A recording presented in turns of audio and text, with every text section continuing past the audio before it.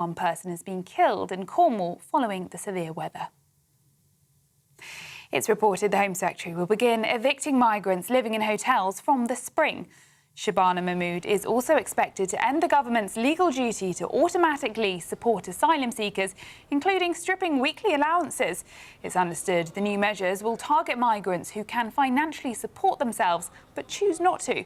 Those who have a right to work, those who break the law and those who refuse an order to leave the country. Now, Elon Musk has accused Sir Keir Starmer's government of being fascist after ministers threatened to ban the social media site X over AI-generated sexual images. It came after Downing Street called changes to chatbot Grok insulting to victims of misogyny and sexual violence. The tech tycoon claimed critics of his X platform want any excuse for censorship.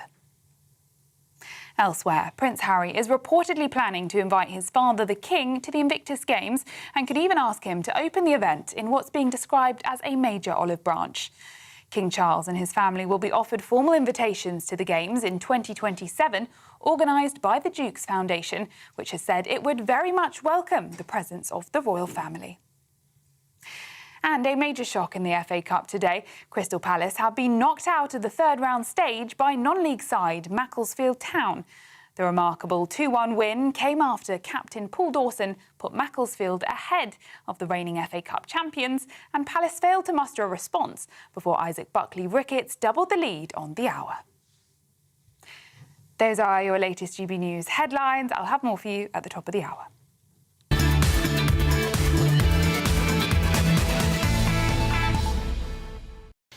Oh, welcome back to the Saturday 5 Extra. You will not believe what I had to deal with in the break. There was Christo, who's just joined us with his mirror, doing his makeup.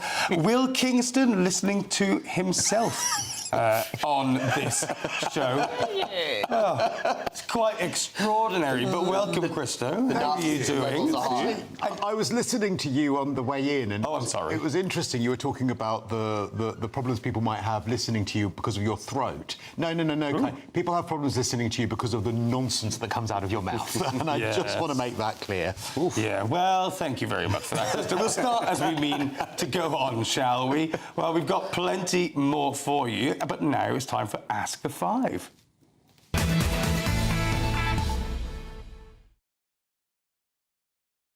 So very excitingly, one of our viewers, Julie, has sent us this question. Let's take a look. Good evening, panel, and Happy New Year. So, my New Year's resolution is to stop doom scrolling social media and start to read more.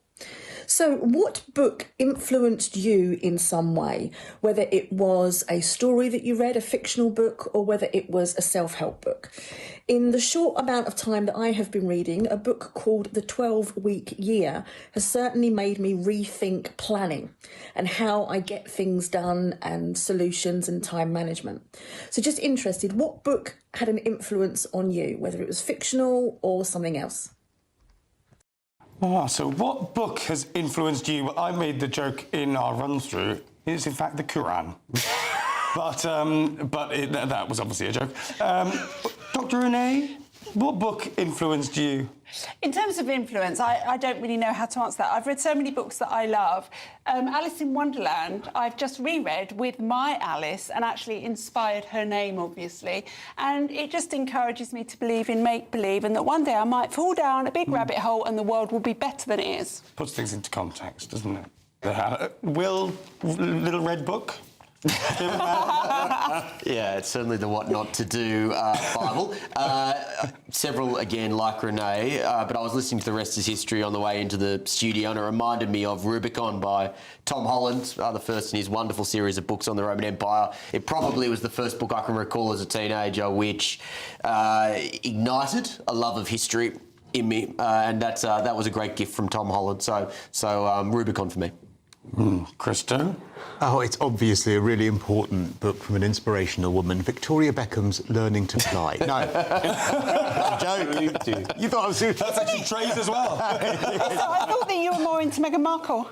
Don't. That's like my trigger phrase. Don't start. I know. Margaret Thatcher's The Downing Street Years, which I read as a teenager. You do like a bit of Maggie? I do love a bit of Maggie. And just reread it. Honestly, if anyone has read it even years ago, reread it now, because it just makes you realise how spineless and awful our current politicians are.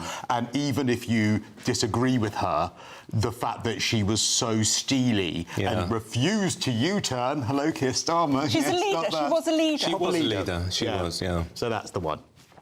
Sounds like a good book. I've got to get hold of that. So mine? Yeah, go on. Mine was a book called Think and Grow Rich, and anyone that's into self-development would know that. I believe it's Napoleon Hill did Think and Grow Rich. And to be honest, I would actually go as far as self-development books actually saved my life, you know. As someone who's spent half my life in and out of hospital, it was that sort of self-development and the mindset that gave me the strength to be able to deal with anything life threw at me. So very, very important book for me, Think and Grow Rich. Yeah. To stay with the lighter... No. We surely have to move to you. Yeah. Oh, I gave an answer. Oh, look, I was a massive Harry Potter fan as a kid. I really was. I'm reading it now. I started writing Harry Potter fan fiction when I was a teenager. You don't want to hear what it was about, but yeah, no, it really was, you know, opened me up to loving reading. Is it Ron or Harry like a for book you? a day kind of guy. Ron or Harry? Book a day. Draco, please. Do you know, Anyway, I've never quickly read move on. I don't Harry think Potter. the audience want to know. I've never read Harry Potter or watched a movie, and I've You never watched the movie? No, I Passed me by. hadn't, I and missed I that. am reading Harry Potter with Alice now. We're on book But you one. watched the movie, surely? No. Wow. No. God. Well, we've got another one. Jeffrey, GB News viewer, has asked, with pressure on public finances at home, is £200 million on military readiness for Ukraine the right priority? Well, it goes back to what we discussed in that first hour, doesn't it? And I think yes, actually. We need to be reindustrialising, rearming. That can actually improve the coffers of the UK rather than make it worse. But I don't know if you agree. Well, when I heard this earlier, I thought, well, hang on a minute. I thought Starmer was going to take this to a vote in the House before we put any boots on the floor in Ukraine. So why are we allocating money before he's actually got permission from Parliament to do it? So I'm hoping that it would be after that, and I'm hoping he won't get permission, so it'll all go away. I think as a broad principle, we shouldn't be looking to secure the borders of another country until we have secured the borders of this country. Yeah. And particularly, we shouldn't be using the armed forces to do so when we could be using parts of the armed forces to secure the channel, particularly the Navy. So as a matter of principle, before anything else, I think that it is the wrong use of funds when we should be thinking about this country first. Isn't that always the argument? Surely, is that the charity starts at home. You could always make that argument. A country's never perfect, but you have to prioritise, don't you? Isn't this a priority? Christo, I think we are we're so far from perfect at the moment, my God. However, if you're talking about us spending more on defence and spending more on defence infrastructure, great. Yeah. However, I don't think this will ever happen, because it would take Putin needing to agree to a peacekeeping force from the West, essentially NATO rebranded, being all over Ukraine. And so I think this is all complete nonsense. But I would add to that as well that this was largely irrelevant European leaders getting together, trying to seem like they matter, when of course it won't just be the case that Putin would need to sign on to this. The US as well will need to be backing this in a very, very big way. But also, Trump is not there at that. And also, most of the members of that coalition of the willing weren't willing. It was only France and England that were willing. So it was barely a coalition and they weren't willing. I got a couple of issues with it. I think 200 million in the modern warfare would last about a week, and where's the rest of it going to come from? And again, I don't see no end game to this. You know, it just feels like you're going to pour more and more and more money into it. You know, I agree with Will. I think, we said Christo. I think, we should be spending money on our defence, but how much are we going to be spending on foreign wars rather than actually look to end them? To be clear, this is, if a peace agreement is signed, this would be ongoing funds towards peacekeeping efforts. Yeah. Can I just... there's a question that we had on Your Say that's sort of geopolitical but a bit lighter. Saturday night question, should the USA take over the UK? Yes. I hate this one, because you see a lot of the right actually seriously suggesting They are, sometimes that something serious like that needs to happen. Yeah. Obviously joking about it is quite funny. Some are not joking. What do you make of it? I think it's a little bit traitorous at the end of the day, and it's all well and good when you've got someone like Donald Trump, but would they like it if there was a sort of more lefty-leaning president? Would you be okay with that? I think it's just... A lefty-leaning president would never have the kahunas to even, do anything at all other than on the scale of what Donald Trump is doing. However, if you looked at the in the last 24 hours, you'd have seen that there was the letter from the I think the Secretary Under State for the Chagos Islands, who is exiled, who has actually written a letter to Donald Trump saying, please intervene before this vote on the Chagos Island, because you've got to save the UK from making this massive mistake. So yes, it's not an invasion, but it's already other states pleading with Donald Trump to save us from ourselves. What happened to British sovereignty that we're actually pleading to? Well, we gave it away. We gave it away, to who? Giving it. Oh my God. Come on, guys. You guys really think that America should govern us? I mean, come on, I can't believe it's coming from the right. We're giving the Chagos Islands away. We could talk about that for hours and hours. But GBNews viewer Gary wants to know, and there's a couple of questions on this. After the pub U-turn, can the Chancellor still be trusted to understand the pressures facing pubs, hospitality, and the wider economy, or is she just reacting to the backlash? I'll add in just a lighter one from from Neil Norfolk is asking, do each of us have a local pub that we support? Yes, so I do have a local pub and I go there at least once a week, sometimes twice. And can Rachel Reeves be trusted? Of course. I mean, Rachel Reeves isn't doing this because she understands business. She's doing it because 1,000 pubs have banned Labour MPs. The pressure is piling on, and once again, they can't cope with the pressure from their own backbench MPs who are in rural constituencies. This is the thing. I don't think Rachel Reeves could understand a balance sheet, let alone the difficulties faced with running a pub, and neither could the vast majority of the Parliamentary Labor Party, because the vast majority of them have never run businesses. Like, how can you expect them to understand the difficulties involved in running a business when so many of them are just ex-political advisors or ex-unionists, and they've never been near a business? I'm so confused. I thought that she ran the Bank of England.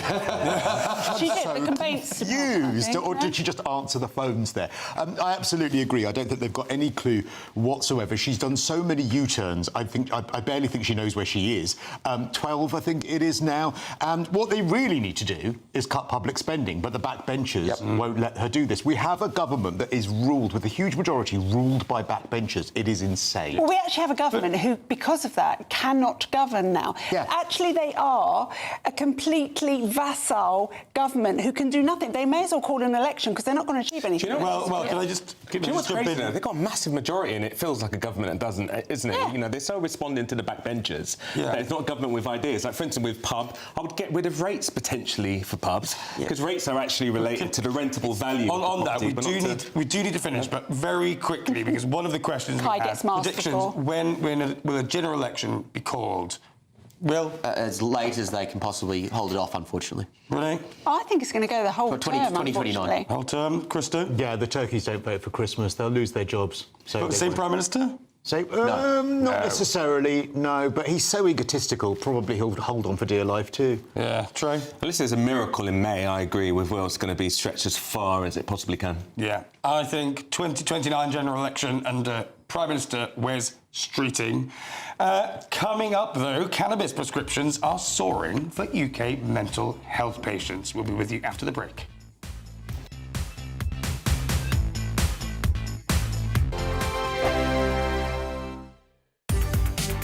From the school run to the home run, watch a new show for all of Britain. He can say whatever he wants. A straight-talking show where all voices are heard. And, when are we going to stop talking about smashing the gangs and actually do it? With the stories that matter from every part of our country. There's a bit of a crash landing there for your Chancellor. Bold, fearless and standing up for you. That's me, Martin Dordme, 3 p.m. till 6 p.m, weekdays, here only on GB News. The People's Channel, Britain's news channel. GB News Breakfast, every day from 6 a.m. Well, pub bosses say they face financial ruin after Rachel Reeves' stealth tax raid in the budget. As pint prices are ramped up, opening hours are cut and staff are laid off in desperate attempts to keep running. So this morning we're asking, would you pay more for your pint to save local pubs? Well, joining us now is pub owner Mark Bridgen and Communications Officer for the IEA, Reem Ibrahim. Really good to see you both this morning. Mark, let's start with you. We've spoken to you a lot about your lovely pub. Would you want people to pay more for a pint in order to save your business? Well, it's looking like the only option. Yeah, with the increased taxes on every level and now the stress around rates increase and valuation agency, I don't know anyone that is making any money, so it feels like the only thing to do is to raise your prices. The irony is that actually at the moment many of us are actually putting down our prices to try and get people through the doors. You know, in a desperate bid to stay alive, we're having to, try and offer even more value. Do you think the government is just tone deaf to the plight of our landlords of pubs and restaurants across the country? They absolutely are. I mean, over 21,000 pubs have closed since 1980. That's half of that in the last 2 decades alone. So I really do think that the government have tax regulated, restricted pubs to the oblivion. But this is where I disagree with Mark. I don't think it's up to businesses themselves to say, you know what, we're going to remove our profit margins even further. We know that the hikes in national insurance contributions and increase in the minimum wage have a huge impact on small businesses. GBNews, the People's Channel. Westminster's full of talk, but out here, it's the real world. Am I allowed to talk now? No, that's it. This is where it matters, real people and real lives. That's what politics is all about. In fact, has Trump made a good start? No. Straight answers, no spin, and just a couple of pints. How many fingers have I got up? About 10. So join me for Lee Anderson's Real World every Friday at 7 p.m, only on GB News. The People's Channel, Britain's news channel.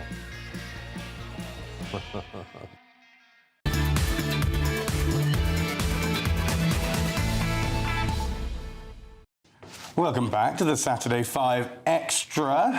I'll keep emphasising that for the viewers just at home. Even though viewers keep watching, I suppose. Yeah, well, Kathleen Wall has come out criticising, she's lambasted my presenting, saying, can the so-called compere read full of himself but useless? Thanks, Mum, for writing in. Please get in contact at gbnews.com/your say.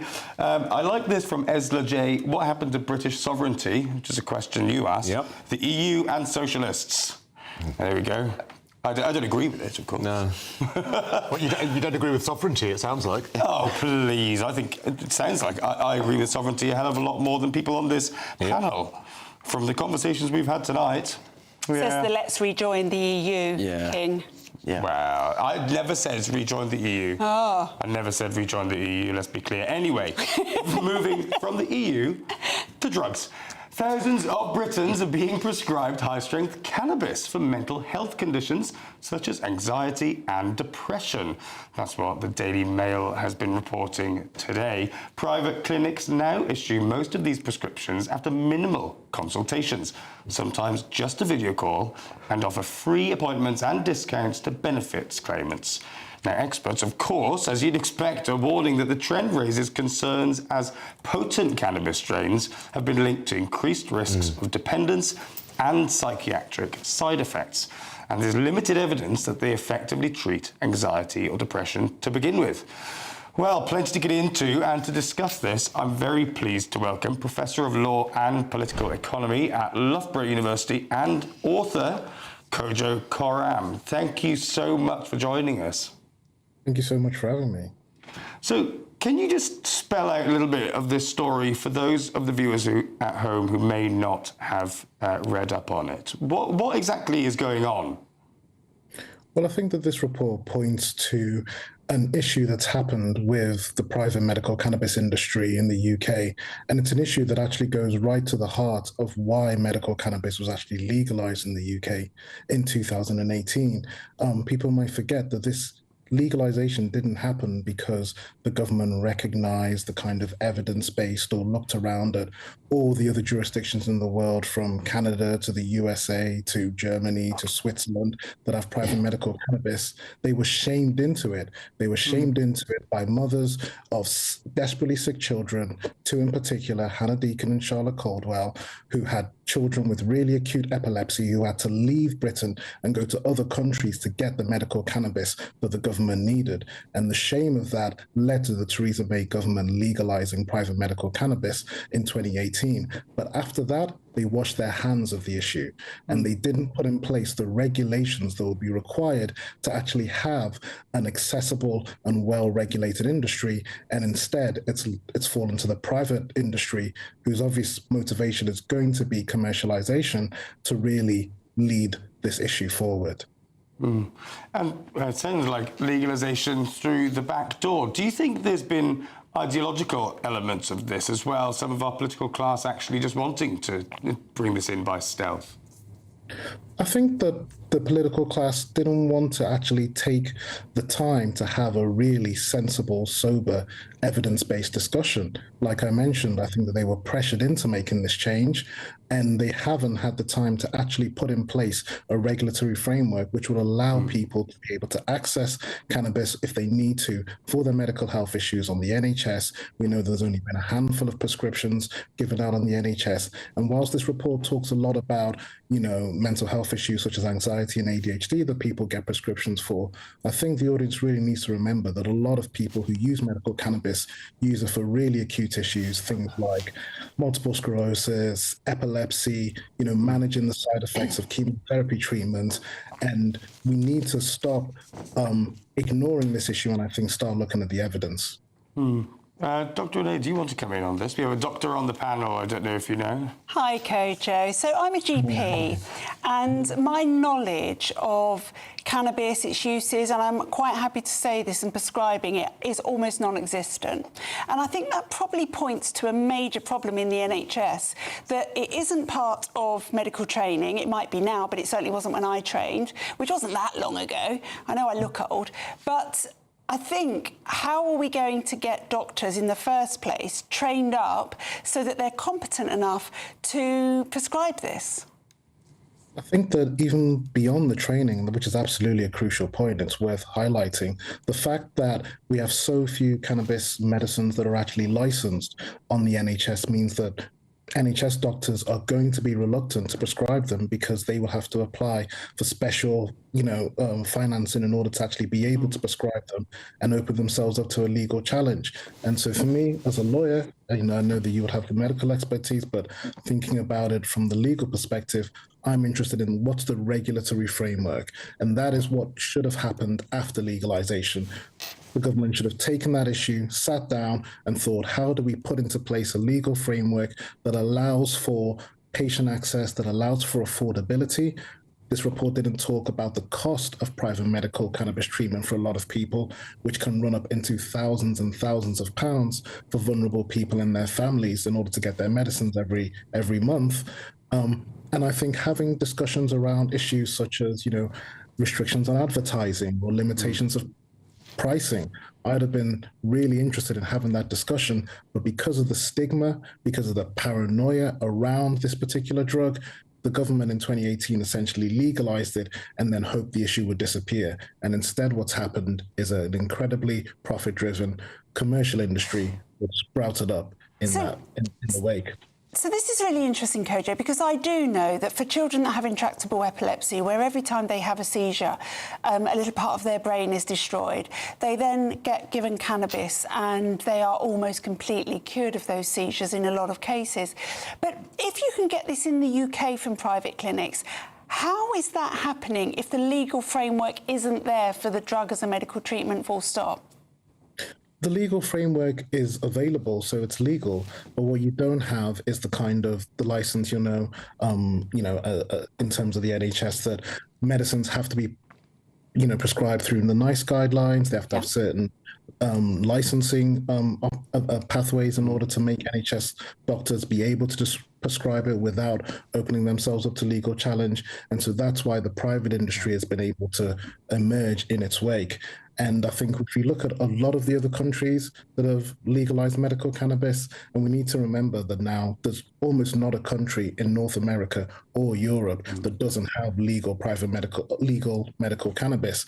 And most of those countries, they're having this conversation in the Bundesrat in Germany right now. They're putting into place the framework for ensuring that people with, public health insurance or people who have whichever the country's pathway towards getting medicine is, are taking into consideration this evolving understanding of how cannabis can treat particular issues. And I think the danger of not doing that is that it leads to scare stories around the consequences of people taking medical cannabis, which would lead to people championing the return to criminalization, which would push a lot of vulnerable patients back onto the black market.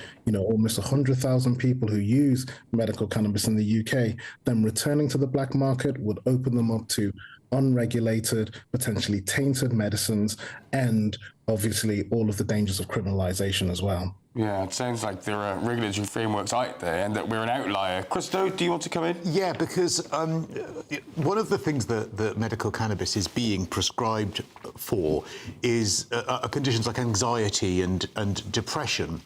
However, if you're someone that suffers from those conditions, you probably have a propensity to addiction. So isn't there a contradiction here that there is a danger of legitimising something to vulnerable people who then might get addicted to that very thing that they think will help them, but actually might not long term? And do we need more guidance around those conditions rather than the physical ones like epilepsy that you outlined? Well, I think that the reality is of people understanding cannabis being a medicine for a vast array of issues, both psychological and physical. And this is really something that, humans have actually known for 10,000 years. You go back to, Chinese communities 10,000 years ago, they're aware of the medical use of cannabis. Queen Victoria, for example, was prescribed medical cannabis for managing menstruation problems. And so we've been well aware of this. In the 20th century, through the war on drugs, there was a real demonization around cannabis. And I think what the danger is of now, as we're moving out of that system, is not looking at the evidence, not looking at the doctors. There's a medical cannabis clinician society who could talk about balancing some of the risks that come with every psychoactive substance, including cannabis. There are absolutely risks with that, but we need to balance those risks with the potential rewards that people can get for different conditions. And we need to look at the evidence rather than looking at the fear-mongering and the paranoia that we use to guide our relationship to cannabis for the last 100 years. And I think that is the real danger of kind of washing our hands of this issue once we legalized it, is you open it up to mass commercialization, and that will inevitably lead to a backlash where people say, oh, this isn't working because it's a kind of commercial free-for-all, we should just go back to criminalization. And for me, I think there's a big space in between where we actually take this regulation seriously. Yeah, well, thank you very much for joining us. That was Kojo Karam from Loughborough University. Fascinating conversation, isn't it? Trey, you wanted to come in briefly. Well, no, I'm just curious. I mean, I find cannabis an absolute wonder plant in so many ways, but I also have the other side of knowing about, say, skunk, which is a really strong, as you guys will know, potent, and I just wonder whether it encourages more people to then self-medicate, getting the sense that it's great for them, and then before you know it, they're on skunk. I think there's a big pharma influence here as well, and I think it has to be said. If there's a drug that we can medicate kids with that big pharma can make money out of, like methylphenidate for ADHD or whatever it is, puberty blockers, etc., it goes. When they're not in it and they can't make money from it, they won't do it. What this means, it sounds like taking it out of the political realm means that they can get their way without having the public debate about it. And the public is sort of split on issues like this, because everybody knows somebody who has that propensity that we discussed to addiction that struggled. So, but if doctors aren't informed on this, and I am not informed on this, then the public certainly aren't. Why do you think doctors are not informed on this? Because we're not trained on it at medical school. There we go. We'll keep this conversation going. Bossy. However, coming up after this...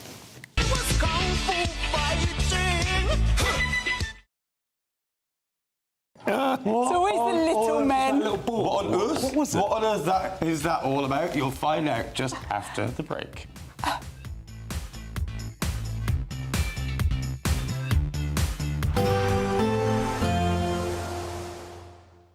Can't wait to get in that sea. Lovely and warm. Just like the feeling of having great travel insurance. All Clear Travel Insurance sponsors GBNews travel destinations forecast. Strong winds are expected across eastern parts of the Mediterranean at the moment. Meanwhile, heavy rain will affect parts of Turkey into Cyprus as well. This system is gradually moving away, so it's going to dry up across Greece and the Greek islands early next week. A few showers eastern parts of Italy, otherwise plenty of fine weather, and Spain's looking reasonable. Sunny spells, average temperatures. Likewise for the Canaries, plenty of fine weather to come during the days ahead. All Clear Travel Insurance sponsors GBNews travel destinations forecast.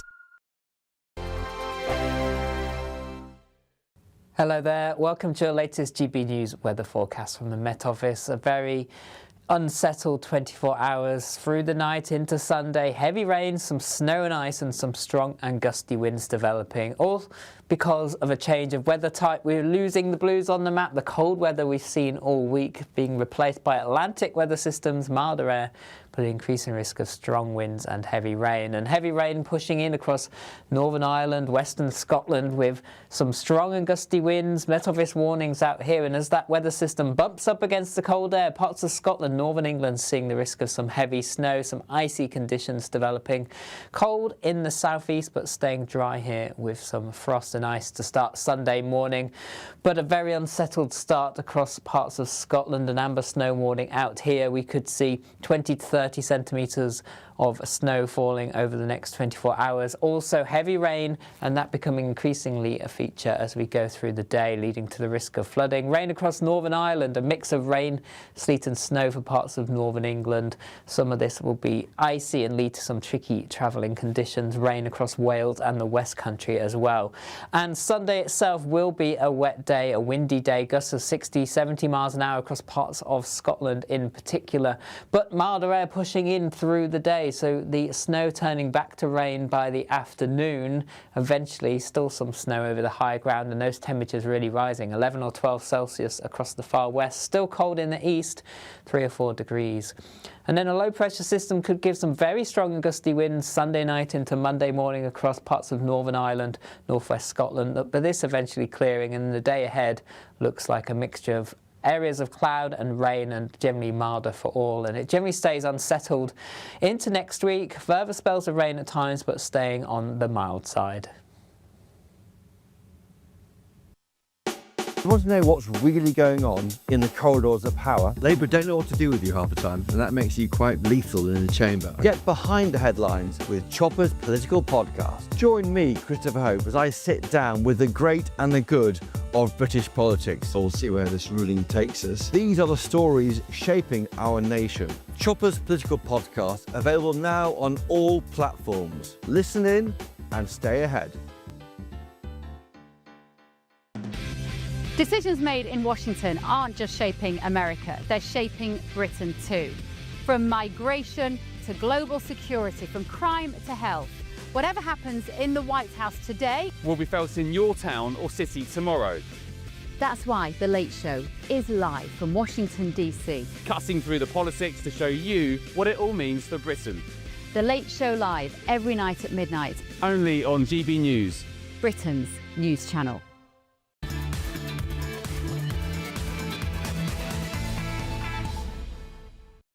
Yeah, welcome back to the Saturday 5 Extra. I just saw that Trump has been saying he's weighing military options regarding Iran. We didn't really get a chance to talk about what's happening in Iran earlier, did we? And there's been a few questions on your say about it. What do you make of this, Phil?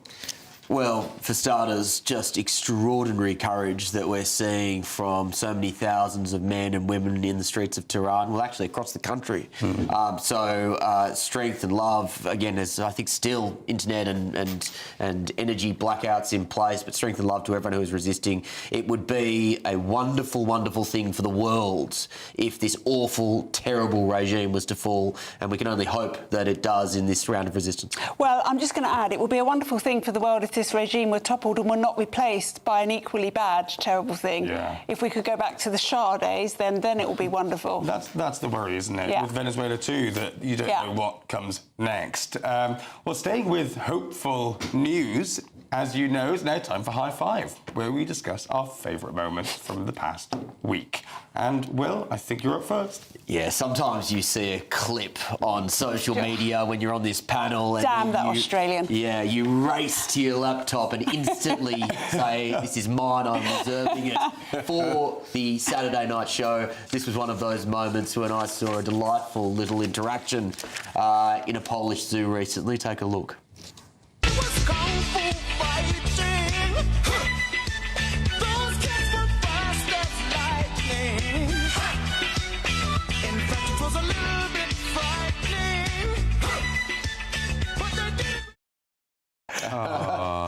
That is a baby deer taking on a rhinoceros. The rhinoceros is having a tantrum. Yeah. That's how I feel every Saturday on this show. Me too. I actually love that clip. It's great, isn't it? But I think it's really indicative of small men. Oh, what? That's what I'm going to say. Miss Andre, you just talked about that. Short man syndrome. I was about to go into something uplifting about our instinct to always look and support the underdog, and you were thinking about small men. Small men. Yeah, I'm not a tall man, so I will take that in an insulting way. Love you, Because I know how you meant it. We are offended, us. Let's see if she can redeem herself. I really can't. I really struggled this week because it's been such a miserable news week. But everybody on this panel knows that I really struggled. I even got in trouble with our producer for being late with this. Sorry, Mariana.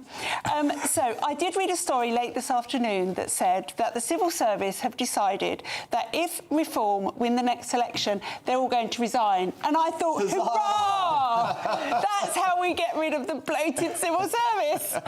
So it's a good way of sort of dividing which ones are there because they only are politically motivated. Absolutely. Or the ones that want to do a good job. Yeah, I thought it was a good news story. That's your high five. That's you know what? It is really for the rest of the country. It's really interesting timing, isn't it? Because in the last few weeks, we've had a few people, including Paul Ovenden, the Director of Strategy, former Director of Strategy in Number 10, coming out and talking about the various blockages that, when you're not in government, you can't really see. Yeah. Then when you see how the sausage is made, if you like... It's sausages or hostages? Part of it is the civil service. What about sausages or hostages? Sausages. This time, sausages. Yeah, just checking. Yeah. I think you're right. I think it's a danger, actually, because if the civil service absolutely hate Reform and they do everything they can to block them, we are all in trouble. Yeah, and that's why Reform is... I think that Reform are acutely aware of that problem. If all the politically motivated ones, as Christo says, resign, when actually, whoopee, the pathway is clear. But then you need to create new jobs, and some of them will be DEI, and you will not be happy about that. We actually don't need half of the civil service. It will be a fantastic thing. Maybe. Well, I'm not sure. Even Reform don't think that cutting half the civil service is the right way to go. They will when I've spoken to them. All right, well, Reform, Dr. Renee is going to be knocking your door down. Christo, what's your high five? Let's keep it light. OK, well, this is light because apparently scientists have discovered that dogs can actually understand words. Now, any dog owner probably knows this, but they've been doing all sorts of experiments, and there are certain words that dogs start to recognise. It's official now. Now, I thought I'd do an experiment on this afternoon, so I thought, right, I'll take two really sort of boring phrases that no one really has any interest in, and a phrase that I think my dogs know, and we'll see whether they recognise the phrase they know. So take a look. OK. Keir Starmer. Rachel Reeves. Biscuit. Do you want a biscuit? Biscuit. Biscuit. You want a biscuit? So there we go. Eventually, they got it. They remembered that's the word they know. Do you know what I'd love dogs to get? Do not foul here. I think that would be the happiest person in the world if they could understand that.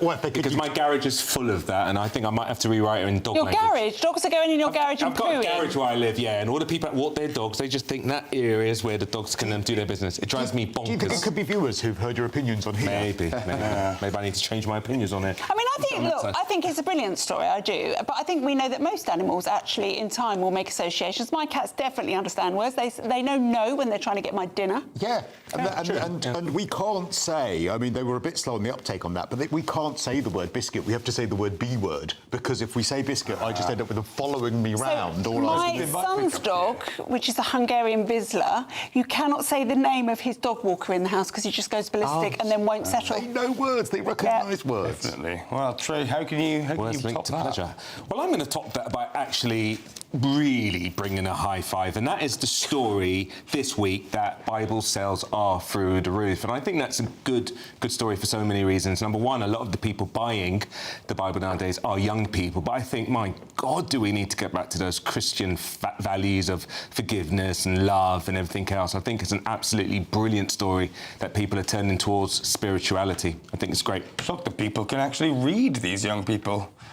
They read by their screens. In the last 6 months, I've bought 2 children's Bibles because Alice enjoyed the first one that we read together so much. We've now bought one that's got more facts about the places in it. I think it's a good thing. It's a great thing. Well, anything that gets people reading more. You know, the amount the reading for pleasure has decreased so drastically, and I think with damning consequences for society. Are you reading a book at the moment? I read every day, right? What do you read? All the time. I haven't read for pleasure. Socialist Worker? The Financial Times, darling. The Financial Times, please give a copy to the rest of the Labour government, please. Yeah. Well, it's gone a bit soft these days, the Financial Times. I'm reading a brilliant book at the moment. Oh, yes. Have you read 1984? Why don't you tell Have you read 1984? Is everyone on the panel? Yeah, I'm living 1984. OK, read 1984. And now I'm reading a book called Julia, and it is 1984, but from Julia's perspective. It sounds a bit woke, I was saying. No, it's not woke at all. Sounds She's a bit having DEI. sex every 2 minutes. Don't you think? I was trying to think of why you're reading the book. OK, got it. Well, I'm reading the book because she's having sex. Yes, there must be something interesting. It's really interesting. It's a completely different perspective. Well, to 1984. I just think it's very, very good that we're all discussing books before they ban them. Yes. That's quite enough nonsense from you, Krista. I'm tired already. My high five is about the Princess of Wales, who has said nature has helped her heal. And she's released a video to mark her 44th birthday. I think we have a clip up here as well. In the coldest, darkest season, winter has a way of bringing us stillness, patience, and quiet consideration, where the stream slows just enough for us to see our own reflection. I mean, I must say, she does what... I'm not a big critic of Meghan Markle, but she really does what Meghan Markle could never do, doesn't she? Yeah, she's the perfect princess, isn't she? She is. She's Absolutely. perfect. She She's is. taken that role. She knows her role. She's perfect. And actually, I think that there's a lot to be said for being outside, to being in nature, and it benefits mental health. We know that. Just being outside in greenery for 10 minutes a day improves mood. Yeah, well, that was a good selection of high fives. Some animals, some nature. We did well here, folks. Some sacking civil servants. Yeah, some pets. Well, we got a bit Apart from that, got a bit off message at points, but coming up. The United States has moved into the imperial phase of empire. Oh, more trigger tantrums. That's next after the break.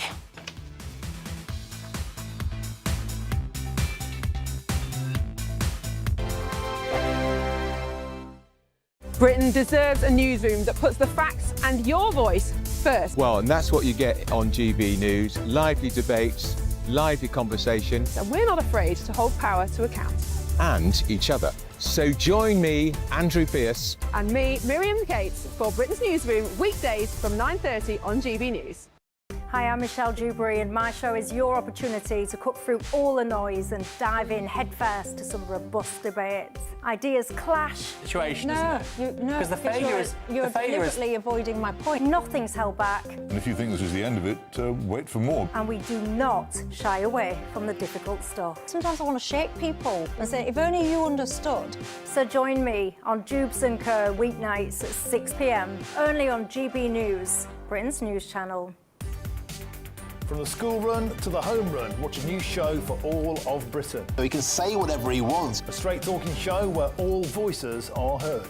And, you know, when are we going to stop talking about smashing the gangs and actually do it? With the stories that matter from every part of our country. There's a bit of a crash landing there for your Chancellor. Bold, fearless and standing up for you. That's me, Martin Daubney, 3 p.m. till 6 p.m, weekdays, here only on GB News. The People's Channel, Britain's news channel.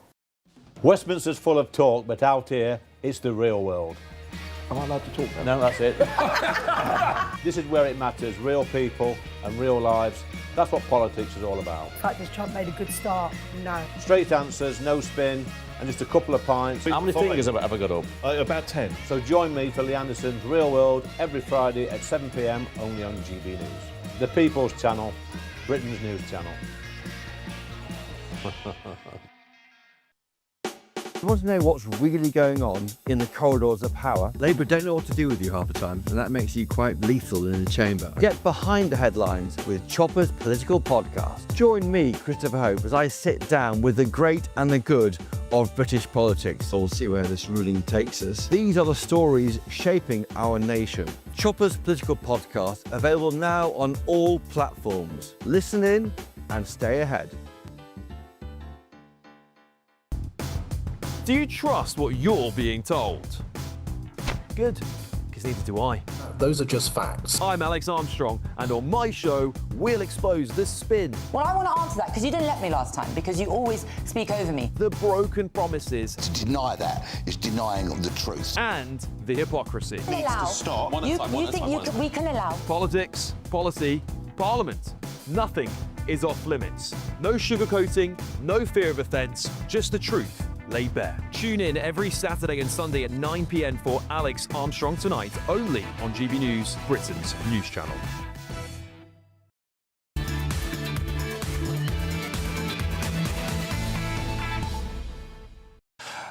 Oh, welcome back to the Saturday 5 Extra. You sound like one of those old school newsreaders, news sellers that you're probably not old enough to remember. Roll up, it's the Saturday 5 Extra.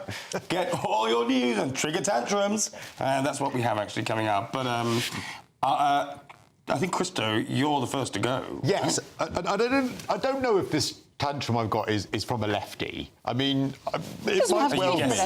I know, but I just presume. I always associate tantrums and public meltdowns with lefties, so apologies. But this is a theatre going. Now, I don't know if you've been to the theatre lately. No one listens. No one does anything. Everyone's on their phones. Everyone's chatting away. Some people are even singing along. Imagine going to a musical and you're listening to the person in the row behind you. Well, that's exactly what happened during a performance of Mamma Mia in New York on Broadway. It's hard not to sing along to Mamma Mia. Well, yes, but you are there to listen to the cast doing so. And this is what happened when a theatre-goer literally exploded over what happened in the row behind him. I need a security over here now. Because these ladies and this whole section's going to vouch for it. You want to make a scene? I'm going to make a scene. Messing my teenage nieces again. Stop. Oh, where is there a security guard? I need security right here. Because this whole section knows they've been loud and obnoxious. Now they want to use profanity in front of my nieces. I fully support him. I'm sorry, if they were singing along, if they weren't following theatre etiquette, get them out. Throw them out, get security, get rid of them. It's kind of how I react when people start talking out loud on their phones in restaurants next to me. Thank you. Yeah. You and I would be fine at the bus. We would. Do you do that on the bus when people are Yeah, I would. I've started to do it. We have no public etiquette anymore. People don't know how to behave Well, in it's public. because they don't care about anyone else. Yeah. They only care about themselves. Just sit quietly and watch an amazing sing-along to Mamma Mia. It looked like that was a better thing to be watching that tantrum than the actual show. I mean, I'd love to have seen that. My God. Oh, you're going to come for musicals in front of me, are you? You're going to come for musicals. I'll be singing Mamma Mia behind you. Here's the thing. What's your position on clapping at the end? Clapping's fine. Clap at the end, yes. Always, but default? Yes. No, that's outrageous. Why? Only if it's good. No, it's a standing up as well. It's a standing ovation. Well, if it's very good, yes. Yeah, exactly. Yeah. It's a natural not response, always, isn't it? Not always, no. No. I recently went to Riverdance. Everybody clapped and gave them an ovation. It was amazing. And so I associate you with a clap. Do you? Yes. That's funny. That's what my doctors say.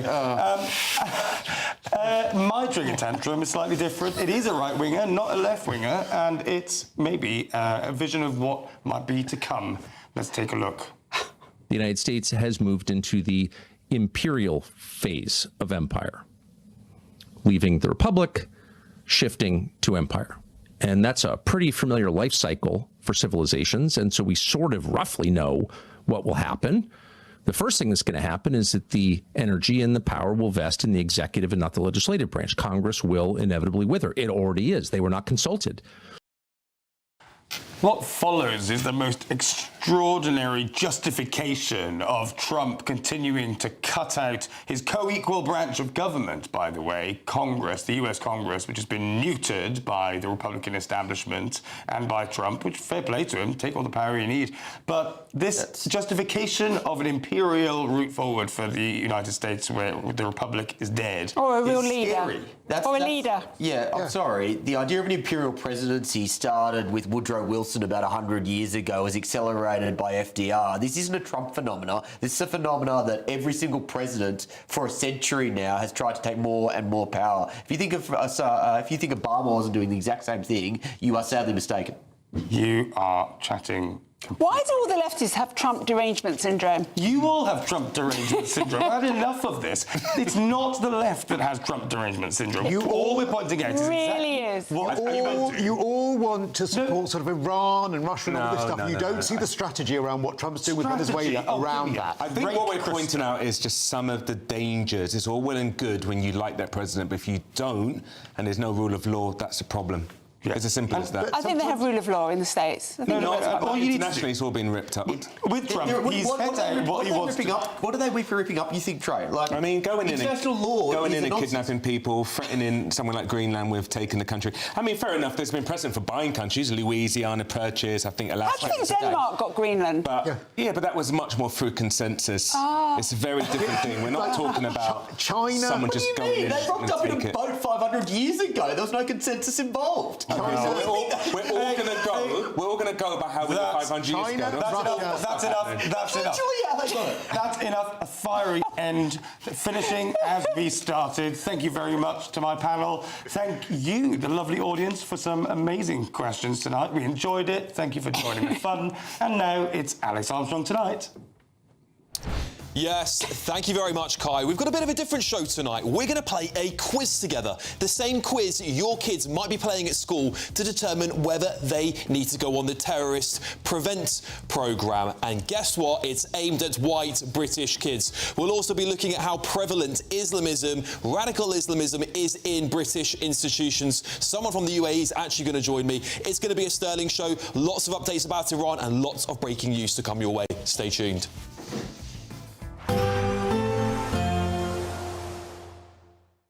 Expect warm spells with the odd rude interruption. Boxed Boilers sponsors the weather on GB News. Hello there, welcome to your latest GB News weather forecast from the Met Office. A very unsettled 24 hours through the night into Sunday. Heavy rain, some snow and ice and some strong and gusty winds developing, all because of a change of weather type. We're losing the blues on the map. The cold weather we've seen all week being replaced by Atlantic weather systems, milder air, but an increasing risk of strong winds and heavy rain. And heavy rain pushing in across Northern Ireland, Western Scotland with some strong and gusty winds. Met Office warnings out here. And as that weather system bumps up against the cold air, parts of Scotland, Northern England seeing the risk of some heavy snow, some icy conditions developing. Cold in the southeast, but staying dry here with some frost and ice to start Sunday morning. But a very unsettled start across parts of Scotland. An amber snow warning out here. We could see 20 to 30 centimetres of snow falling over the next 24 hours. Also heavy rain, and that becoming increasingly a feature as we go through the day, leading to the risk of flooding. Rain across Northern Ireland, a mix of rain, sleet and snow for parts of Northern England. Some of this will be icy and lead to some tricky travelling conditions. Rain across Wales and the West Country as well. And Sunday itself will be a wet day, a windy day, gusts of 60, 70 miles an hour across parts of Scotland in particular. But milder air pushing in through the day. day, so the snow turning back to rain by the afternoon. Eventually, still some snow over the high ground, and those temperatures really rising. 11 or 12 Celsius across the far west. Still cold in the east, 3 or 4 degrees. And then a low-pressure system could give some very strong and gusty winds Sunday night into Monday morning across parts of Northern Ireland, northwest Scotland. But this eventually clearing, and the day ahead looks like a mixture of areas of cloud and rain, and generally milder for all, and it generally stays unsettled into next week. Further spells of rain at times, but staying on the mild side. Expect warm spells with the odd rude interruption. Boxed Boilers sponsors the weather on GB News.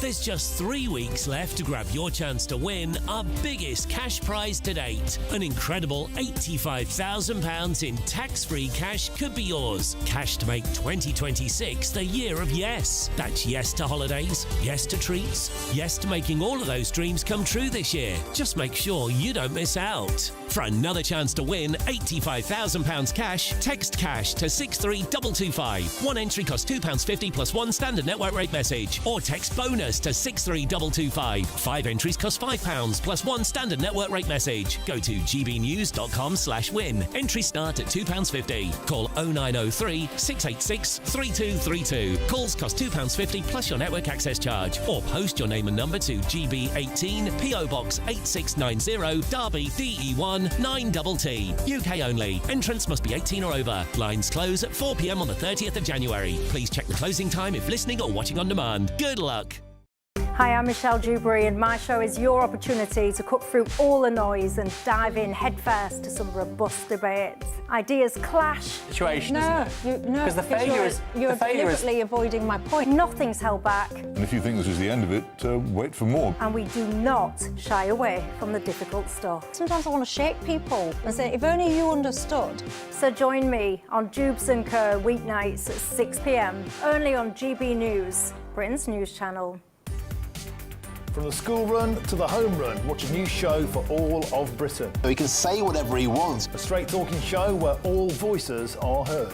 And, you know, when are we going to stop talking about smashing the gangs and actually do it? With the stories that matter from every part of our country. There's a bit of a crash landing there for your Chancellor. Bold, fearless and standing up for you. That's me, Martin Daubney, 3 p.m. till 6 p.m, weekdays, here only on GB News. The People's Channel, Britain's news channel.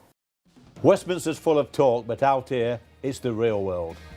Am I allowed to talk now? No, that's it. This is where it matters, real people and real lives. That's what politics is all about. The fact is Trump made a good start, no. Straight answers, no spin, and just a couple of pints. How many fingers have I got up? About 10. So join me for Lee Anderson's Real World every Friday at 7 p.m, only on GB News. The People's Channel, Britain's news channel. You want to know what's really going on in the corridors of power? Labour don't know what to do with you half the time, and that makes you quite lethal in the chamber. Get behind the headlines with Chopper's political podcast. Join me, Christopher Hope, as I sit down with the great and the good of British politics. We'll see where this ruling takes us. These are the stories shaping our nation. Chopper's political podcast, available now on all platforms. Listen in and stay ahead.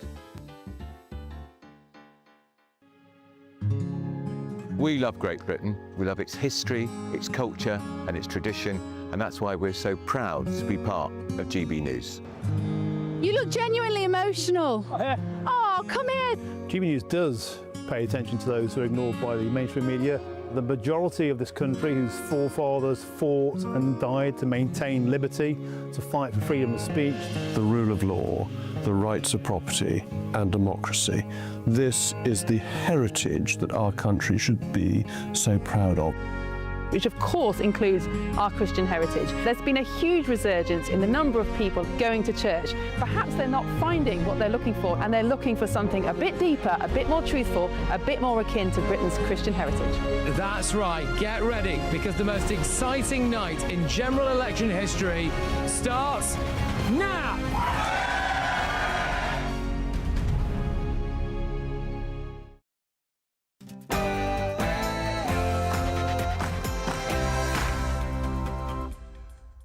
All right, it's 9 o'clock. I'm Alex Armstrong. Tonight, there will come a day that we will see far more radical extremists and terrorists coming out of Europe. How far does the Islamist influence in British institutions actually go? Well, it comes as senior police warnings coincide with the UAE scaling back student placements in the UK. We'll bring you some breaking news on this story too. Also, white British children are being targeted with an anti-terror computer game by the Home Office. It's designed to tackle far-right extremism. We're going to play the quiz live on this show in just a few minutes. Interestingly, guess what? There's no mention of radical Islam in this quiz, if you hadn't already guessed. Also, immigrants are welcome here. No hate. No